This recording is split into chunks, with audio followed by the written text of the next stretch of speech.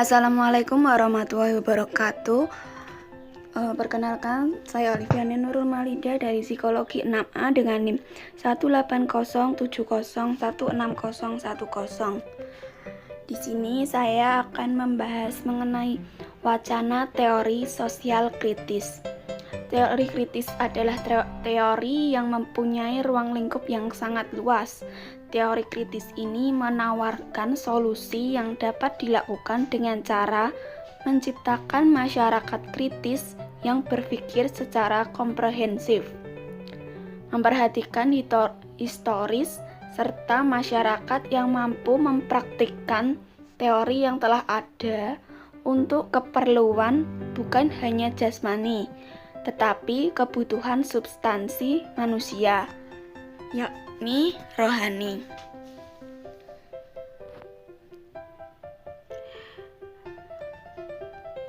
Pada konteks keilmuan, kemunculan ilmu sosial tidak dapat dilepaskan dari perdebatannya dengan tradisi ilmu alam.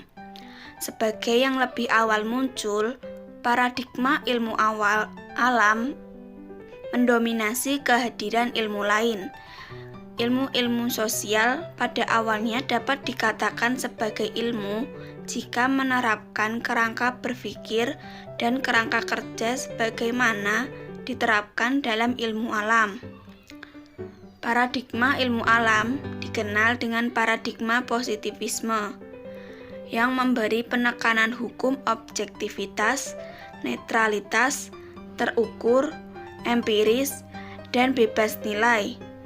Pada perkataan lain, setiap realitas termasuk hukum harus dapat diperlakukan seperti benda sebagaimana objek kajian ilmu alam yang memiliki karakteristik pola yang cenderung tetap dan statis. Implikasi dari paradigma ini adalah antara ilmuwan dan objek yang dikaji harus berjarak dan harus terlepas dari tendensi interpretasi subjektif atas fenomena yang dikaji. Menurut Samekto, dalam bukunya Studi Hukum Kritis terdapat hukum modern, menjelaskan bahwa terdapat sifat utama dari teori kritis, yaitu selalu berusaha melakukan sesuatu perubahan yang mendasar dalam masyarakat dengan melakukan konstruksi terhadap tafsiran realitas.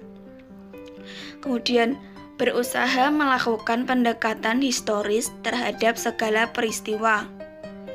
Selanjutnya, bersifat komprehensif terhadap segala keadaan yang terjadi dalam masyarakat. Bila diperhatikan, sifat dari teori tersebut dapat diabstrakkan bahwa terdapat 3 hal mendasar dan utama dalam proses pembentuk dari teori kritis. Yang pertama, selalu berpikir kritis dan curiga terhadap realita. Yang kedua, memperhatikan aspek historis dalam masyarakat. Yang ketiga, tidak mendikotomi antara teori dan praktik, dan antara fakta dan nilai. Selain itu, bila ditelaah lebih jauh, teori ini sangat kritis terhadap pemanfaatan ilmu pengetahuan untuk memperkuat kedudukan penguasa sehingga tercipta masyarakat yang tidak emansipatoris.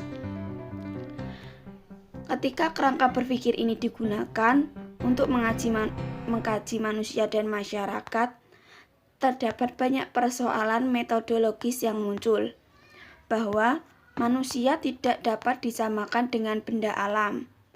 Ilmuwan sesungguhnya tidak bisa berjarak dengan subjek yang dikaji. Objektivitas dan nilai dan bebas nilai sebagaimana dibayangkan dalam paradigma ilmu atau positivisme tidak mungkin terwujud. Manusia merupakan aktor yang senantiasa memiliki motif tertentu mendasarinya untuk bertindak. Menurut Proper tahun 2005, manusia dapat terlepas dari dunia makna dan interpretasi. Dunia subjektivitas begitu dominan, sehingga dunia manusia syarat dengan nilai dan bahkan ilmu pengetahuan, termasuk di dalamnya ilmu hukum, juga merupakan hasil pemaknaan interpretasi, dan konstruksi manusia untuk menyikapi suatu fenomena yang dihadapinya. Pendekatan dalam studi ilmu sosial kritis berorientasi pada manusia sebagai sentral utama dalam hukum, dalam pembangunan, politik, ekonomi, adalah hal yang paling penting dan mendasar. Hukum dibentuk untuk manusia, memanusiakan manusia, dan harus memiliki energi pembebasan. Pendekatan ini menempatkan pengamatan terhadap realitas sosial sebagai suatu proporsi umum, sehingga validitas hukum tidak ditentukan oleh norma teks semata, melainkan dari kenyataan yang tumbuh dan berkembang dalam masyarakat atau dalam kehidupan sehari-hari. Karena itu, memahami hukum dan persoalannya, berbagai konsep serta metode ilmu-ilmu yang bersinggungan dengan masyarakat digunakan sebagai pendekatan.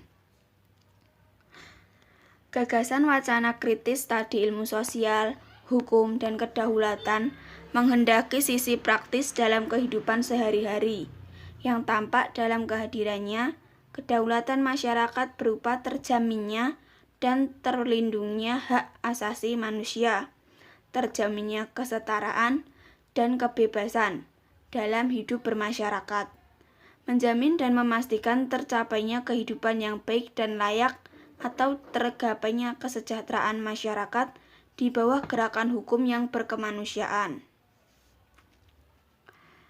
Menyikapi kondisi masyarakat di abad ke-21 atau lebih sering disebut di era disrupsi, di mana kapitalisme yang menyebabkan terjadinya dominasi antara manusia semakin berkembang, dominasi teknologi yang semakin pesat, serta didayainya manusia dengan kebutuhan jasmani sehingga melupakan kebutuhan rohani yang juga merupakan kebutuhan mendasar atau substansi manusia.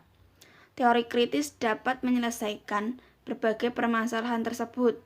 Teori kritis bila digunakan sebagai suatu konsep berpikir dalam era disrupsi guna mengatasi masalah yang kian kompleks, masih sangat relevan dipergunakan dikarenakan masalah yang dihadapi sebagai latar belakang lahirnya teori tersebut menyangkut problematika yang serupa, walaupun di era disrupsi jauh lebih kompleks.